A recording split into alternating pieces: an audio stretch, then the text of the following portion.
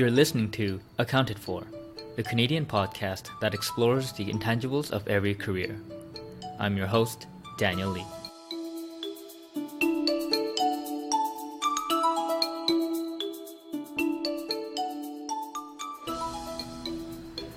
Hello. Happy Wednesday, everyone. And before I introduce today's guest, I wanted to ask you, my listeners, to help support the podcast by rating the podcast on iTunes, by giving it 5 stars. I know I say this last week, and I'll probably say it every week going forward, just to remind my fabulous listeners, you guys, and also new people that tune in. Giving the podcast a 5-star rating on iTunes will help a lot in getting the podcast to rise in rankings, and really it just increases its outreach, so it can help out more young professionals and help people just gain a broader perspective on their career journeys. So please leave a nice 5-star review on iTunes, and if you leave a review, I'll read it and I'll try to give you a shout out in a future episode.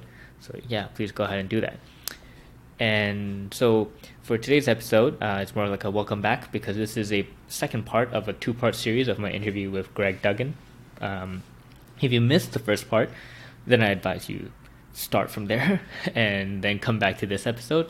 But if you listen to it, just as a refresher, Greg's the vice president at Alignvest Management Corporation, where he is in the private equity investing arm. And he was previously at Onex, graduated from Harvard Business School with an MBA.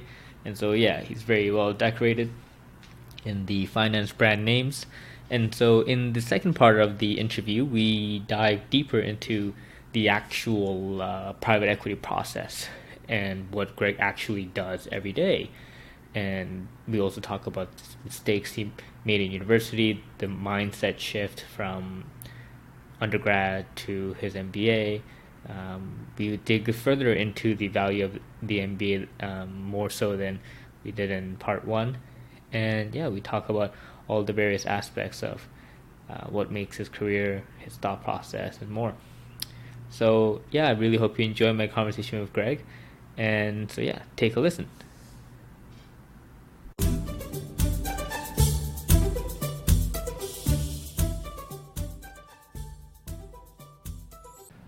Hey folks, so this is something unusual. This is the first time I've done it, but this is a part 2 with Mr. Greg Duggan. Hey Greg, thanks for coming back on for a second time. Thanks for having me again. Yeah, part 1 was 3 weeks ago, and you know, I kept on saying, I think near the end, constantly, that we gotta do part 2, because I just had more questions that I just wanted to ask you. So yeah, finally got you on for part 2. And so this is new for me as well, so I wasn't sure how I was going to start this. But given what I know about you, I wanted to just start off by asking you about, are you still vegan right now? I am. It's been a while, actually. Probably beginning of 2015. So it'll almost be 4 years soon, and it's been great. I mean, I think I'm not an ethical vegan. So I will still wear leather shoes and leather belts, and people often point out the irony of that. I do it for health reasons, and so I think one was I had a whole bunch of stomach issues, so like digestive issues, and ever since doing adopting a vegan diet, it's been night and day, and so while as you know, since we met, as we said in the last podcast, at the gym, I think I was always focused on getting a lot of protein. So certainly that's harder now, and I've lost weight, and I'm probably not as strong. But it's tough to put a price on feeling good, and so I've kept doing it. It hasn't been hard. I think. I like to think that I was an early adopter of a trend that is continuing to grow in major metropolitan cities across North America, but it's actually becoming a lot easier to be vegan kind of all the time, right? So going out to restaurants used to be very challenging, but now most places have some vegetarian or vegan option, and in fact there are some restaurants that are only vegan or vegetarian, and so yeah, still doing it. Damn. No, that's very impressive. I think when you first told me, you're definitely closer to the early adopter trend, especially in the professional services world.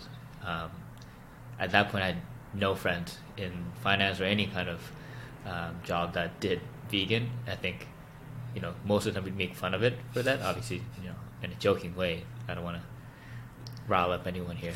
But since then, I've had a few vegan coworkers too. Yeah. Weirdly enough, they were all from New Zealand. So I wouldn't be able to comment on that. Yeah, but I think the entire office is trying to find a trend there. With if you're from New Zealand, are you more likely to be vegan or something? But no, that's amazing. I asked because you've been on a vegan diet for 4 years, but I've been on intermittent fasting for 4 months. So that's my foray. Well, I do that too. Oh, you do that on top of it? I do a 1-2 combo. Oh, wow. Yeah.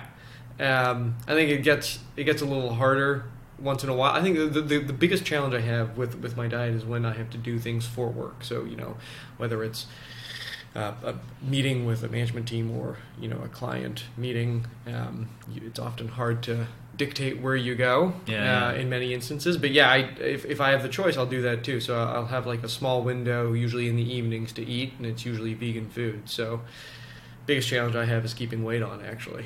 Yeah, I can imagine. You've definitely gone way leaner. I gotta say, but it's a good lean. It doesn't look like. I remember when you got lean by going into private equity, you looked very kind of sickly. I think you're already quite pale, but I think you got paler. You're not selling the job. Hey, I think people got to be aware of what they're getting into sometimes. It's true. But so far I've loved fasting. Like, it's just such an efficient system. I just love it. Just where it's just, I can eat after this time. Cool. All right. One decision now. Exactly. I don't have to think about it. And in our last chat, near the end, something that really struck me where I wanted to have you back on was the advice that you said you'd give to your 20-year-old self was to not have such a singular focus on life, and you felt that was something you it was like a fault that you had, and I wanted to ask you to kind of expand on that.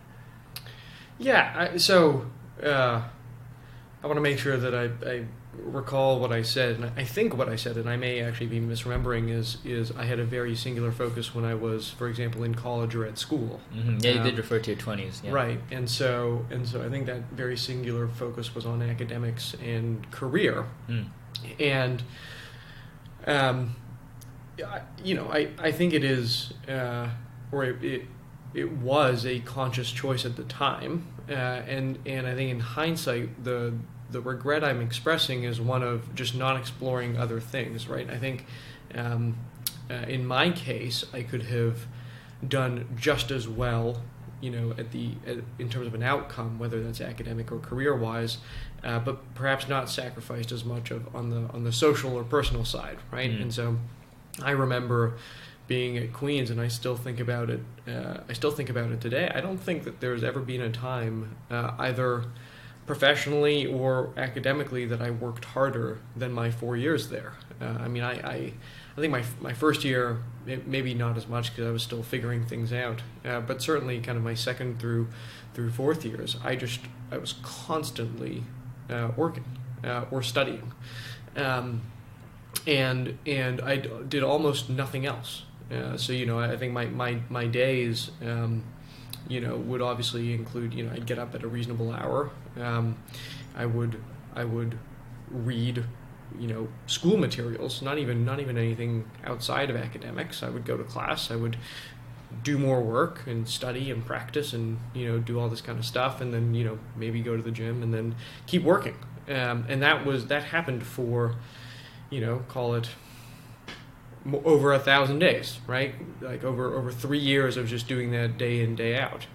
And I think on the one hand, obviously, if you do that, you have a positive outcome because you're working so hard from an academic perspective. But the flip side is, I can't think of really deep, meaningful relationships that I built when I was in college, in undergrad, and I still have friends and acquaintances, but really I wouldn't consider them, super close bonds. And I contrast that to my time when I was in Boston, where, I actively made the opposite choice given my past experience. And I actually found that much more rewarding. Now, I think it's a different situation, and so it's easier to forego academic success at business school than it is in undergrad for many reasons, which I'm happy to get into. But I ended up, having a much more positive, in hindsight, having a much more positive outlook on my experience when I focused less on the academic side and more on the, interpersonal and personal side. Mm-hmm.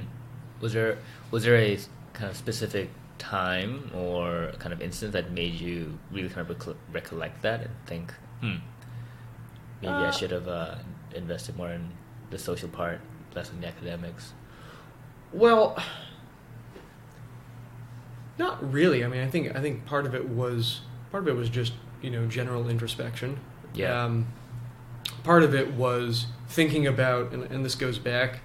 Actually, I don't know if we talked about this, but I've talked about this many times. So things are melding together. But the concept that as one progresses through their career, it is far less the technical, academic components that differentiate you. It's much more about the relationships, and so it's kind of like what I built. When I was in college, like the technical foundation and the academic foundation is necessary but insufficient, right? And so if you can have the best technical foundation in the world, but it will always be insufficient, and it's kind of the other things that begin to matter more and more. And so I think maybe it was thinking about that, and I think we talked about business school is about a network. I think anytime you're in an environment with a whole bunch of peers, I mean, it is always about building those relationships, and so I certainly didn't do that, I feel. And in terms of the business school aspect, you did focus more on building up the network and the social side. And how much of it was kind of the environment where, you're in an environment where everyone wants to do a lot of that and they have a focus on to build a network? And how much was it where, from my understanding, is marks are not that important in business school? Some people just skip all their classes and some are just pass-fail. Mm-hmm. That's a good question, and I will answer it. But I also want to say, like, I'm by nature, I think, an introvert, and I don't enjoy social settings particularly, which makes the exercise of building a social network that much more difficult. And so, yes, I think it's all relative, right? Like what I'm talking about is all relative. So my experience at business school on a relative basis was much more about social networks and building those, as well as personal reflection, and far less academic. But by no means was I a social butterfly. And so to your point, I do think the environment is far more conducive to that type of focus. Because, as you said, the grades are not that relevant. I think a large part because they're no longer the sole proxy on which people outside of that environment will gauge you on, right? So I think when you're coming out of undergrad and you're thinking about trying to get a job, there's only one measure that people can really look at initially, right, before you have summer experience to gauge if you are a competent, potential employee. I think when you're at business school, that is far less relevant. And so one is that aspect, the fact that grades are less important. One is just a structural system that they have to drive those networks. I think there's a large emphasis on socializing and being together, and the other one is an active choice.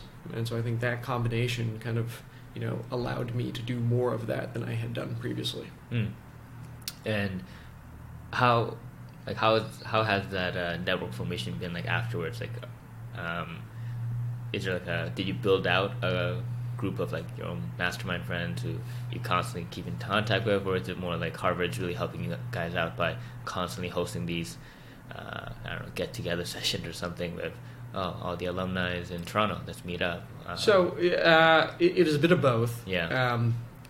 But on the first question, I am always surprised by how few lasting relationships you come out of these programs with, right? So I think at Queen's it was I could count them on, one hand. Maybe out of HBS I can count them on two, despite the fact that I had tried so much. I think the challenge is everybody gets so busy, and with HBS, the challenge is, Toronto is not a nexus for folks to come back to. I think if I had been in New York or San Francisco, there are far more alumni in your class that go there, and I look at my peers who I was very close to when I was in school, and certainly they seem much more active in terms of that core group of friends. It seems to be much larger simply because there are more people. That doesn't mean that I don't have that core group of friends that you're talking about and we stay in touch with on a regular basis, right? So, daily or weekly, and talk about, anything really. Right. And I do think, to your second question, or point rather, there is a very large alumni base. And so, whether that's a holiday party or a summer party or, other events throughout the year, you do tend to see the same faces over and over again, which helps solidify, kind of those connections. And so I feel like that is much more kind of in the genre of traditional networking, whereas the former is much more, close social bonds. And so I think there are maybe one or two or three close social bonds directly in Toronto, and then I would say, kind of multiples of that I still keep in touch with, who are, around the world. And in the last podcast, you talked about how you did this whole kind of road trip throughout the States and stuff.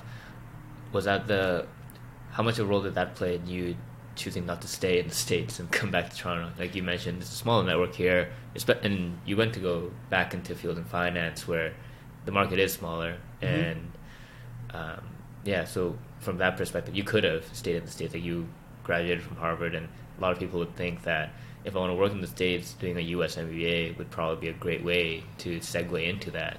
It certainly is. It is one way, although I think it is getting a lot harder now, given where immigration policies are trending. But I am, as you know, irrationally patriotic. And I like Canada. I was born in Canada. I want to stay in Canada. I want to have a family in Canada. And somewhere I don't love the idea of taking what I feel very fortunate to have gotten from Canada and this country, and then going and exporting that in the States primarily for economic reasons, right? And so I knew I wanted to come back to Toronto. I'd love to have been able to go back to Vancouver, but I don't think that's possible, at least not yet. It might be in the cards later. And so it was less about not wanting to be in the States. It was more about wanting to come back to Canada, to answer your question. Though I will say, and this isn't a political podcast in any way, there are just, I personally believe in our system much more than theirs on many different levels. And so I think it was actually a very easy choice in hindsight. No, that's it's good. You knew what you wanted and you kind of stuck to it. Right. Yeah. Like every time I travel, I constantly try to assess whether I want to live in that city. Like I try to go in with the mindset of what would I do if I lived here, and so like I'll look up housing prices, cost of living, everything, and yeah, like I've been in a lot of places in the States, but it just makes me realize more of how much of a good thing I got going. Right. Here. It's always the test is always, you'll fly somewhere and generally you can't judge a city by the airport because the airport is not located usually in very nice places. Right. You go to the city, you check it out, and then the question is when you come back here, how do you feel, driving into Toronto? And I think that's exactly right. Like I would constantly come back here and be happy. So, it wasn't like I said, it wasn't a hard choice. Yeah. And we also talked about how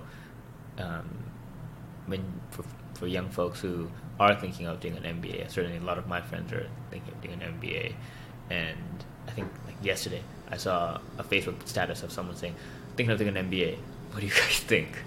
And we talked about the importance of having purpose and intent and why you want to do it, and trying to make it more broader. Have you thought about what your kind of purpose is? Your kind of North Star, or like your why? I'd like to say that I have a really good, crisp answer to that, but I don't. I don't know with precision what it is I wanted to do. I think if I recall our last conversation, part of my equation was about optionality, and so my hope is that as I keep progressing and keep learning and keep trying different things out, I will still have that optionality as a result of doing what I've done in the past to go and actually execute on whatever that North Star ends up being. But I don't know that I would say that people have to have a 40-year plan or a 30-year plan before making the decision to go to business school. In many instances, I actually think it's just a fallacy to try and think out that far, because as much as you try to plan, I mean, it's that conversation about process versus outcome, right? You can have the best process possible, but the outcome will invariably be affected by randomness and luck. And so, I think my decision was much more short term. Mm-hmm. Yeah, no, I totally agree with it. Just the need to be flexible with everything, and it might be a Bezos quote where he talks about how you want to be stubborn in your vision but flexible in your strategy or your tactics. And I totally agree with that. And even the vision itself, like I've constantly been having it being switched, and it's been a weird journey of constantly still trying to find an inkling of why I'm doing all these things, like why I'm doing a podcast, why I'm writing an essay every week, and all that. Have you ever asked yourself the question of like why you're doing? Oh, all the time. Yeah. Sometimes you just have to avoid that. Why is the answer unsatisfactory? No, it's just sometimes there is no why. Sometimes it's okay to just enjoy what you're doing today. Yeah. And move forward with it, right? Yeah. I do. That's a half joking answer. I do think it's important to have some type of plan, some type of idea of what you want to accomplish. But it doesn't have to be, again going back to the long range planning idea. Like it doesn't have to be 5-10 years out. It can just be what do I want to accomplish this year or this month or today. And so I certainly ask myself why I do what I do, and then I very quickly come to the conclusion that it's because I like it. Simple. Right. Yeah. No. That's also I think a very valid way of approaching the question for sure. And something I still am trying to wrap my head around. We're going to get a little more, I think. I don't really want to say technical, but I want to know exactly what the deal process is like when you actually go through a private equity deal. People changing gears. Yeah, people always talk about that, and some folks will mention about there's nothing like the amount of learning you get out of actually doing a deal, and it seems the life cycle of a private equity person is you have the non-deal phase and the deal phase, and when the deal phase goes on, then that's when I might not see you for a long time.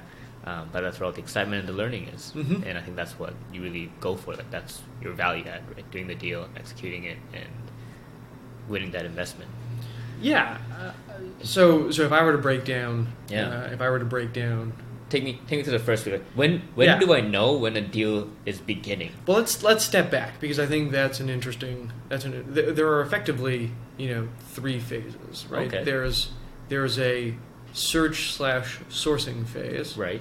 There's a execution phase, and there's a post-close management phase, right? And those are I would say the 3 big buckets. And so, in the search/sourcing phase, it depends on the model you want to adopt. I think there are effectively 2 things you can do, and it is a function also of which snack bracket in terms of deal size you are playing in. At the very small end of the market, you can have a good combination of proprietary and brokered/auction sourcing processes. And so, proprietary meaning you try and find a counterparty, an actual decision maker or seller who wants to engage with you and explore selling their business to you.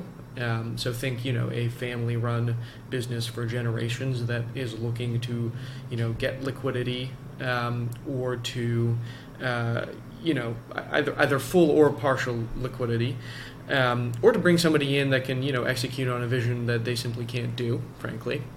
And the other side, which is far more traditional, where I sit, even though every private equity firm in the world will tell you that they have proprietary sourcing, I don't think there's a deal in today's market that doesn't get some type of market check outside of what you're doing. But anyways, that is where investment bankers come in all shapes and sizes. And so it is where there will be an intermediary bank, there will be a sell-side banker that is running a process.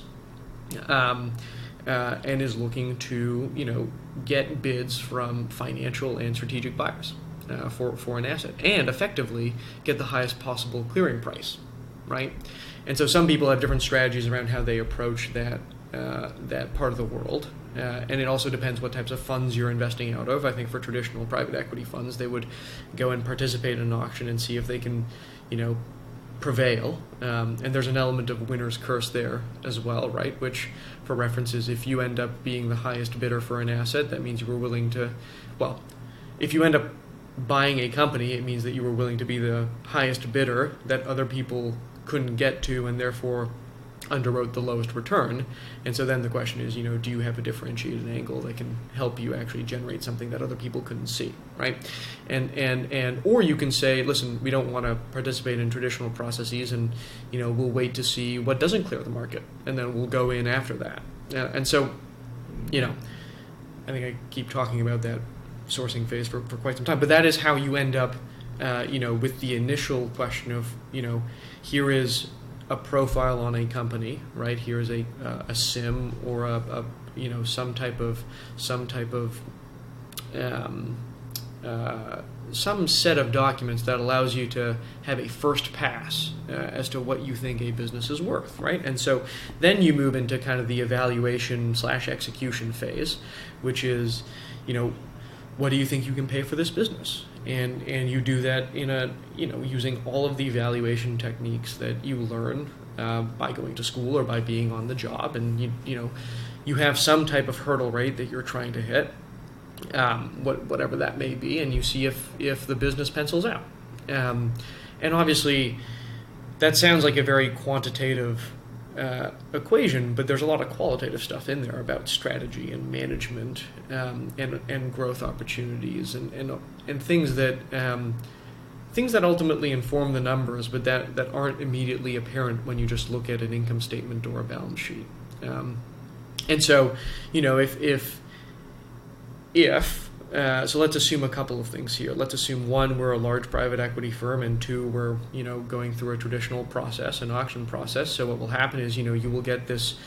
It's called a SIM. You'll get a SIM and a process letter from an investment bank. What does a SIM stand for? Confidentiality Information Memorandum. And so it's information about a private company that is not publicly available, which is what you are relying on to evaluate this business. And so you will get a SIM and a process letter, and you will have a certain amount of time to put a first round bid in.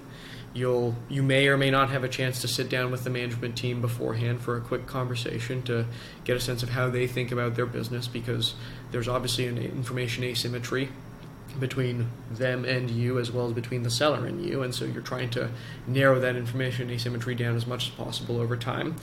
And then you if you put a first round bid in, if you bid high enough, effectively, you get into the next round, and there are tactical considerations around how to bid in order to get access to more information, and then you go into the execution phase, right? And so you will hire consultants, or you will hire accountants, and you will maybe even hire your own investment banker to help you with diligence. Okay. And so you'll do things like quality of earnings, legal due diligence, tax, and you'll think about structuring, and that's really where you get into the nitty gritty of a business and learn the ins and outs about effectively how it makes money. And so that's after you've already bid for the business, though. Typically. Yeah. Typically you don't get access to all of that information, the data room, and a management presentation after the first round bid, though.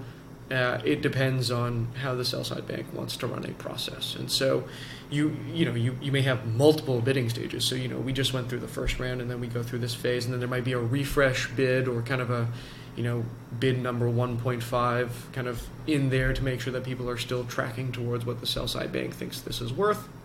And so ultimately, if you make it through that will inform what you're willing to pay for the business, and so you may have to decrease your price, or you may think that you have incremental,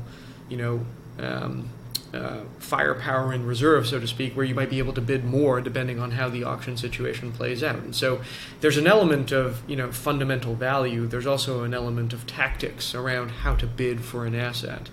And if you end up bidding correctly, quote unquote, then you will prevail and you will be the bidder, and then it kind of folds in. The winner, and then it folds into confirmatory due diligence and kind of closing the deal. And then once you own the business, private equity is not about, in most cases, not about day-to-day operational management, and so. You will monitor that investment, but you will do that by sitting on the board. And in some cases, you'll have control, so you'll have bought 100% of the equity of the business. In some cases, you won't, and you might have a majority position, so anything above 51%, where you control the board. And in some cases, you might be a minority, where you have significant influence, but where you don't control the board. And so you might have 3 of 7 board seats, and so. In that instance, if you want to enact change, it's a little bit harder, but you can still do it, simply because you have enough board seats in the situation I described. Right. Most are buyouts, though, right? I would say, on average, it seems like most times you'll at least have 50% control. So in all the deals I've actually worked in, there's been one of each. There's been a full buyout. There's been kind of 50-50 ownership, and we've had a minority position. And so you do see, and also I will say for large scale LBOs, yes, it's typically control, and for kind of more growth or venture, it's typically not control. Okay. And so from the high level, it seems that just like the first round of bidding, where you kind of shave off the low bidders and you have the serious people. If there's 10 people that bid, and then arbitrarily just picking a number, the top 5 have a number that seems they're more serious and seem more likely to meet the price that the sell side had set. Then you go into the execution and the due diligence phase to think of assessing, did we make the right bid, should it be higher, etc. And so there's other subsequent rounds of bidding eventually to find the winner. Correct. Which creates a fairly efficient market. Mm-hmm. And so in the beginning, though, you don't have much information to go off when you're bidding. You don't. Okay. You have to make decisions with imperfect information, but you do have quite a bit of information in a lot of cases, and frankly, you just have to end up learning about the industry that you're studying. I would say in most larger private equity firms, people end up being organized by industry, so there's some pre-existing knowledge. So, for example, if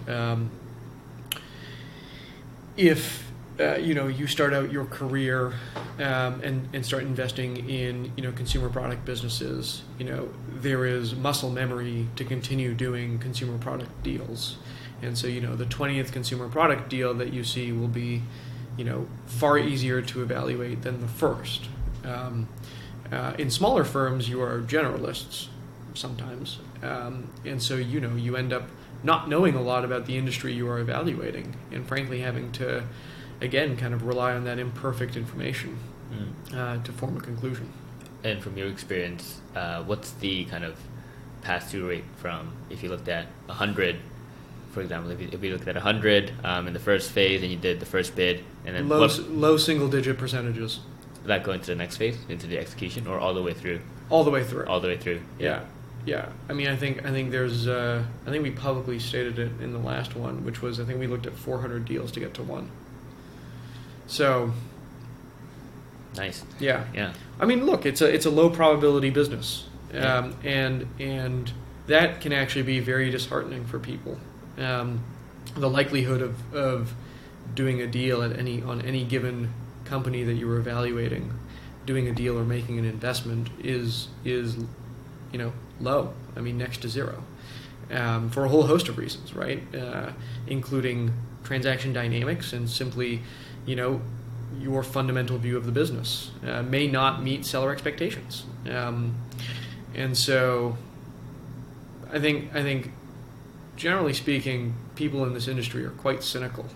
So we expect things to not work out, which has interesting implications for when you are outside of work, because you are also generally cynical about life. But that's neither here nor there. Yeah, I think that's actually one of the reasons. I know another buy-side person who's on the public equity side, and the person used to be in private equity, and one of the reasons for detracting from that side was, the frustration that individual had in terms of, I work on all these deals and you believe this is the right price, but the seller's not going to take it because they want the higher price. Right. And so the person just wanted to be able to just go to the free market and say, I'm going to wait for this price because I want to, or I'll buy it at this price because I'm willing to pay up to this much. And so that was that's the benefit that person saw going to the public equity markets. Mm-hmm. And I think if your personality or the nature of how you work as a person just doesn't succumb to being able to handle that, being able to handle going through all of these due diligence works constantly and not being able to actually flow through on it because it's sometimes not in your control. Correct. To do so. Yeah. Then it might be tough to definitely thrive in that environment. Yeah, I mean, I think the key thing, if you go back to those big three buckets that I talked about, I mean, I think from my perspective, the key thing is, are you still learning how to do each of those buckets, right? And I mean, the outcome is the outcome, and I don't want to keep saying this, but it's always a question of process versus outcome. If you enjoy the process, then the outcome, I don't want to say is irrelevant, but almost doesn't matter. As long as you get enough reps on the process and get better, then I think from my perspective, that's all that matters. I agree. I 100% agree. I actually commonly use the analogy where it's a powerlifting analogy, so I'm just going to assume the audience members know what powerlifting is. But in case you don't know, generally the way the competitions go, it's practically you get 3 tries to lift a certain weight, and you do it for 1 rep, and so you compete in the squat, bench press, and the deadlift. And if you're a guy who can only do 400 pounds on the squat, there's no way you're going to go into the competition and just put 500 pounds there and just hope you really do it. Your body's not trained for it. And so if I go there and I just hit all the personal bests I've ever hit, then that's the result I got. But the result people see would be, oh, how did he do it in relation to all the other competitors? So I remember the last competition I did, I did relatively good. Well, I hit personal best in all my lifts except for the bench press, and I ended up coming in first. But the guy who came in second, he missed 2 of his lifts, and so he could have come first, but he didn't. And so I may have not gotten first, I kind of got lucky that he wasn't Right. able to hit what Right. he intended to do, but if you stick to the process, then Exactly. I couldn't have controlled the outcome in that perspective. But that's the only thing that people would see. Right. That's the right analogy. Yeah. And so in the execution phase, so when you go into the due diligence, that's the kind of horror story I hear about, where you're just stuck with a data room all day, and when you're an associate, you're massaging a lot of data, you're looking through, just trying to make sense of all these numbers and building a lot of models. That's where all the modeling work comes in. Is that, would you say that that's kind of more 60-70% of the work that goes in the execution phase? Yeah, I mean, I think at the end of the day, you're trying to figure out, it's funny. You're trying to find an objective answer to a subjective question, which is almost impossible. What are you willing to pay for something is subjective, and there is. I'm actually, let me say this a different way. I'm confident of one thing, which is what you model in a transaction will never be the outcome, right? And so you're just really looking for truth. You're trying to substantiate a claim that management has made about how this business, management or the sell-side bank has made about how this business is performing.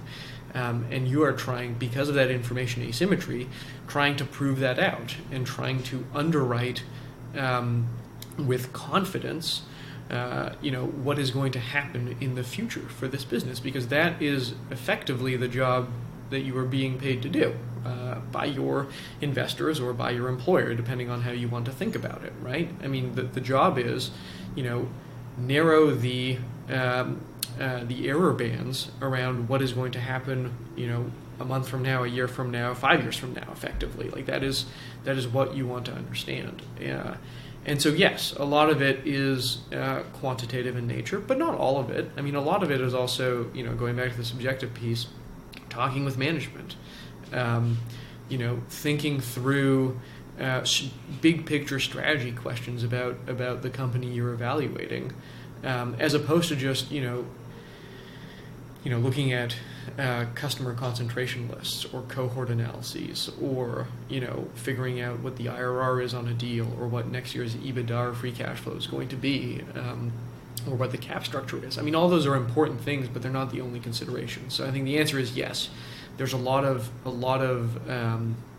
data, because I think people in this industry like to rely on that information, but at the end of the day, I think the data helps make a decision. I continue to believe that one, people shouldn't rely too much on it, because it'll never prove out to be 100% accurate. And two, I am a big believer that if something is a good business or not. Harder to know if it's a good investment or not, because that's a function of price. But if it's a good business pretty quickly, actually. And so then the question is, what can you pay? And that becomes a more quantitative exercise. Right. But there's still a significant qualitative component to it. Yeah, and I think you've touched upon it, and it's actually an article piece I'm currently working on writing. I do agree that there is this kind of, I don't know what's the right word, maybe pornification with data.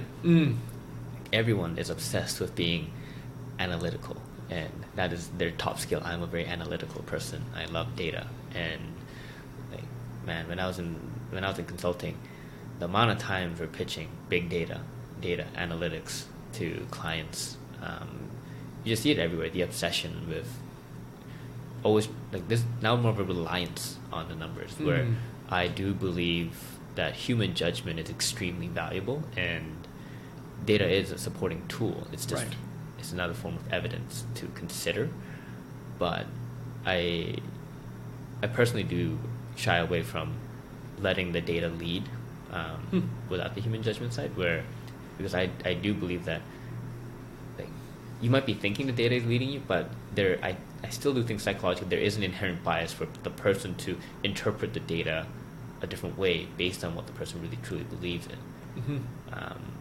I think I think we're seeing a phase where I think it could be we'll see a huge reliance on data. Maybe we'll go to the extremes like we always do, and then we might settle back down to more of an equilibrium. Yeah. That's what I think. But at this moment, data sells. It does. Yeah. It definitely does. Yeah, 100%. And so, for you personally, what do you think is a dirty secret in private equity that people don't know about?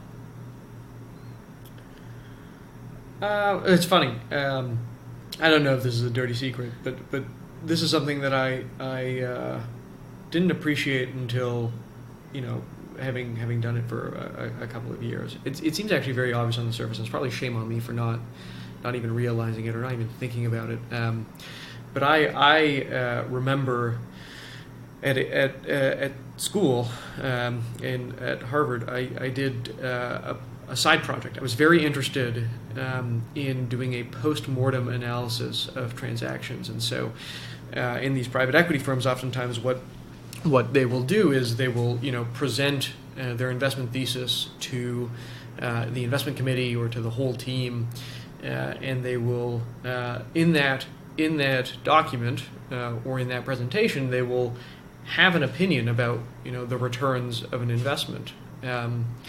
And so what we did was we looked at a whole bunch of investment committee memos from a whole bunch of different firms, and we asked ourselves how close was the outcome to what people had underwrote, and it was shocking. I mean, it was not even remotely close, either good or bad. Right? I think people just could not estimate how an investment would do, and so. Well, it's not that they couldn't forecast how an investment would do in terms of would it be good or bad. It's that they could not actually, with precision, tell you the returns of a deal. And so this goes back to our conversation around relying too much on data. But there's an interesting point there, which is I think there's almost this false precision of how we think a business will perform. And I think a lot of firms do this now in terms of kind of looking back as to how they thought an investment would do. But for me, I think it illustrated the most important thing, which was the only thing that really determines investment outcome is price. Almost solely, like if you can buy a business today cheaply, your probability of doing well is quite high, and you have to realize that. You can have some sense of what the company will do a year from now, but beyond that, it's just a complete crapshoot.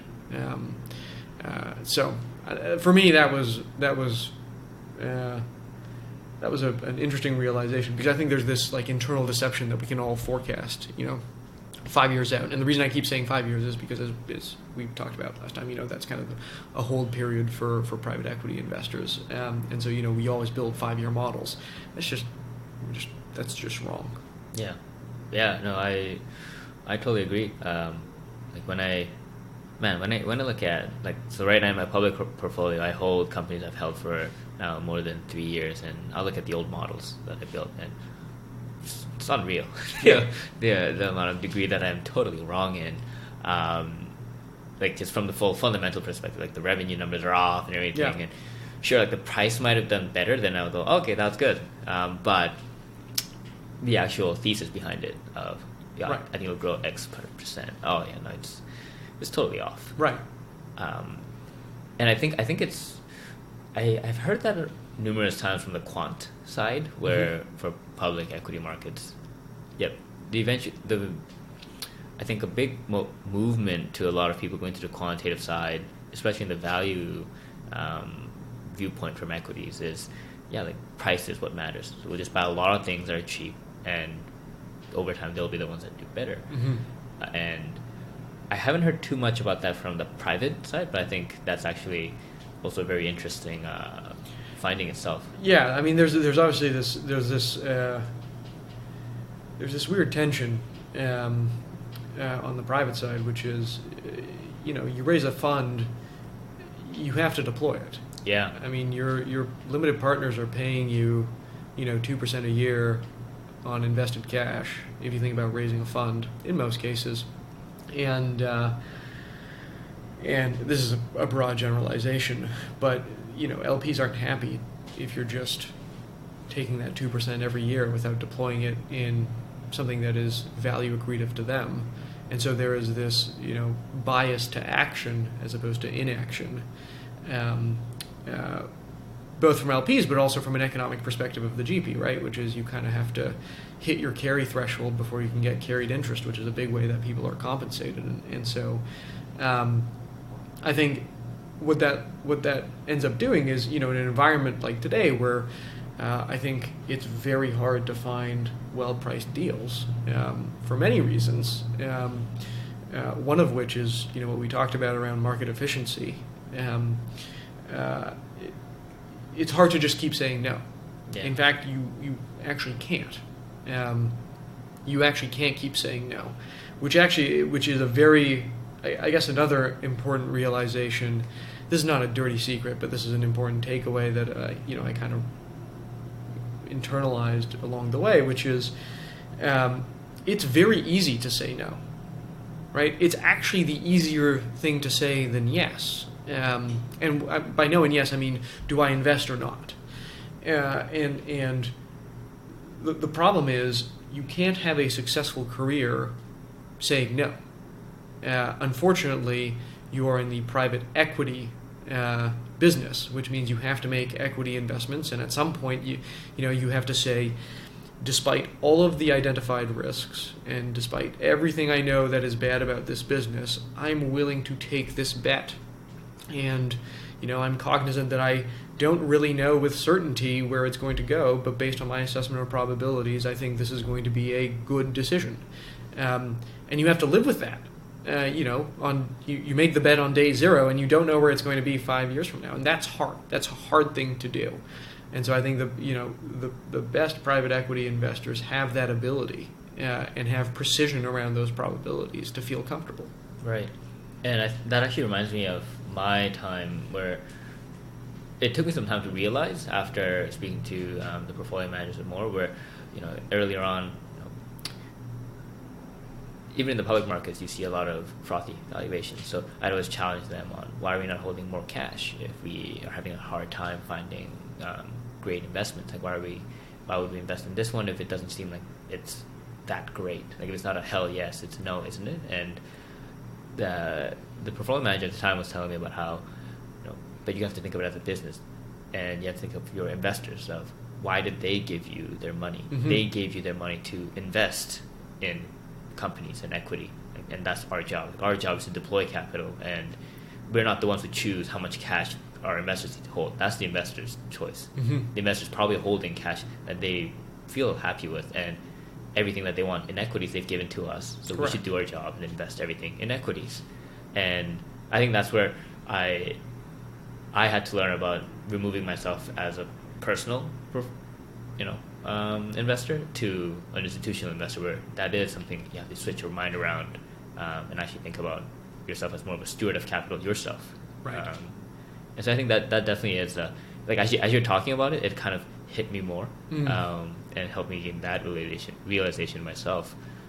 You also mentioned about how the compensation for the GPs requires you have to say yes to for you to get the carry and the big payout. I remember back when I was just starting out, we'd talk about how maybe you should just go to finance, we'd be able to retire by 35 or something.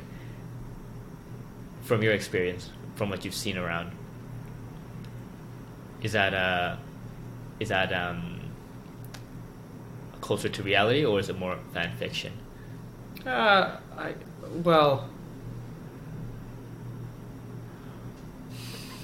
can answer this in a couple different ways. I think there's no doubt that the world of finance gives wonderful economic opportunities to young people that are almost unavailable anywhere else. And so, for those people who can actually get access to those opportunities, I think it's because of a combination of hard work and luck, right? And so, yes, I think you can earn a wonderful living in finance in general, private equity, specifically, as well as hedge funds. But you have to think about the risk return that you are taking. I mean, it isn't guaranteed by any stretch of the imagination, right? It is a highly competitive industry, and I think people lose sight of that, right? And so yes, if you're good, you can make a lot of money, full stop. But around your question of retiring, that is less a question about how much money you make versus how much money you spend. And I think from what I've seen, and this isn't true of everybody, but it's certainly true of most. There is this dynamic of luxuries becoming necessities,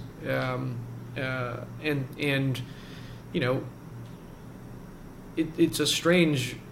It is the way it is. The more money you have, the more money people tend to spend, and so they become addicted to being able to actually spend that money, and it makes it very hard to retire at 35. I think if you were, living as a hermit and happy to live off of a couple tens of thousands of dollars a year, yeah, you could probably call it quits pretty early.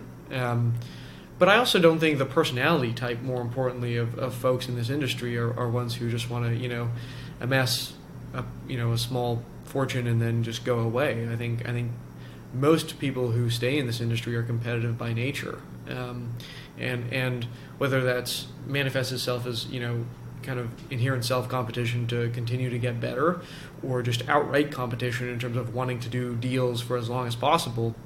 I actually think, in my limited experience, I see people continuing to work for very long periods of time, and obviously, they have a lot of money,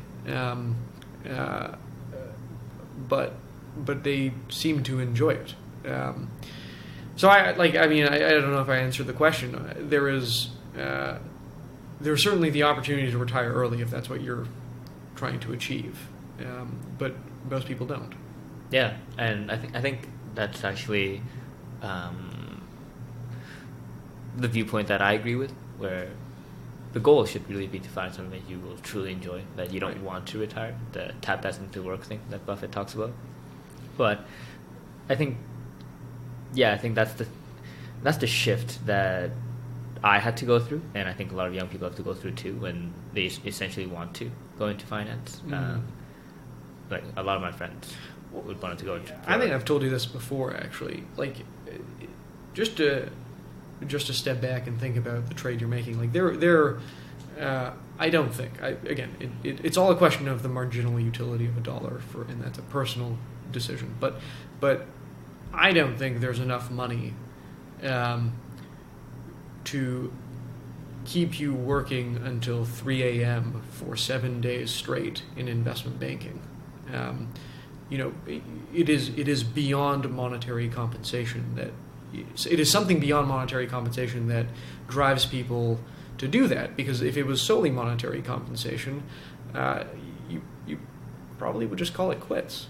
And so I think that is why a lot of people, very early on in their careers who go into banking, with the hopes of, glamour and gold, stop, because they wonder about what they're doing with their lives, and so you have to actually have some component of enjoyment. Although it's hard to enjoy working till 3 a.m. 7 days in a row, but really you have to actually find meaning in what you're doing somewhere. No, I 100% agree. And how are you on your journey for that? Yeah, it goes back to the big why that we talked about. Like, I like what I do. I don't know that there's a more elegant way of saying it. I think what I've been able to find now is some semblance of balance, where I get to do very interesting things at work, but I also get to do very interesting things outside of work, and explore things that I had wanted to explore previously but never could. A good example is I'm reading more now than I ever did, because I have a little bit more time. I that I like motorcycles, and I like riding motorcycles, and Toronto winter is not conducive to that, but I'm doing that a lot more, right? Like, I 4 years ago got my license and learned how to do it, bought some bikes, and and have been enjoying that. I think I'm taking up a lot of hobbies that I hadn't done before. So for me, going back to, am I finding meaning and purpose? I think yeah, I am finding meaning and purpose in my day-to-day job, but I'm also finding meaning and purpose outside of it, which is great. Yeah, the holistic view. Right. Yeah.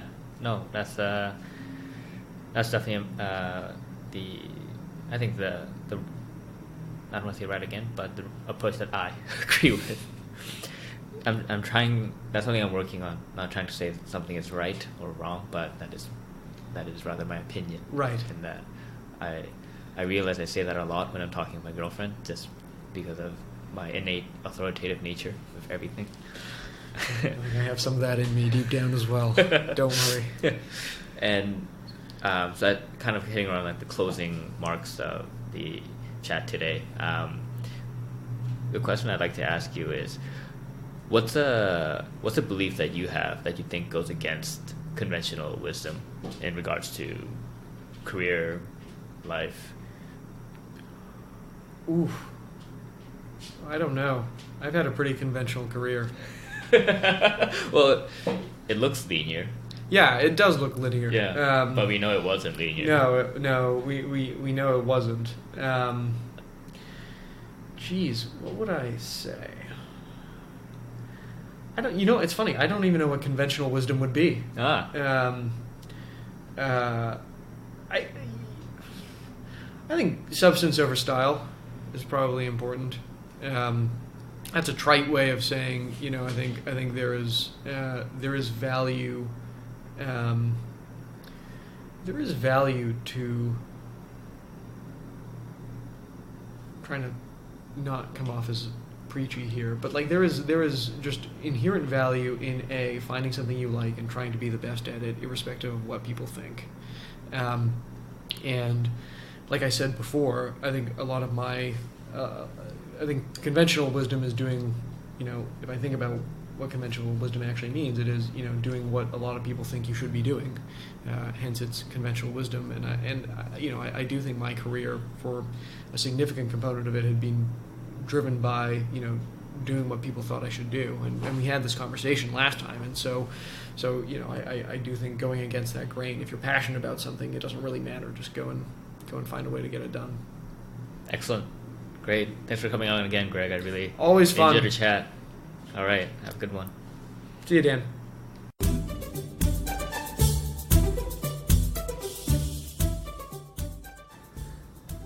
So thanks for listening to the podcast. If you enjoyed what you heard, please check out other episodes and don't forget to subscribe to stay up to date for the future episodes. Also, I would really appreciate it if you would leave a review on iTunes, Google Play, or Stitcher, whichever is applicable to you. To see past episodes, you can go to oldmandan.com/podcasts. Also, you can sign up to my weekly newsletter on my blog, oldmandan.com/newsletter. You can stay up to date with future podcast episodes that way, and included in the newsletter are my book reviews I write, my weekly article related to the domain of self-development systems, as well as 7 things I learned throughout the week on being healthy, wealthy, and wise. Finally, special thanks to icons8.com for allowing me to use their music, Tiny People, on the podcast. Great. I will see you all next time. Take care.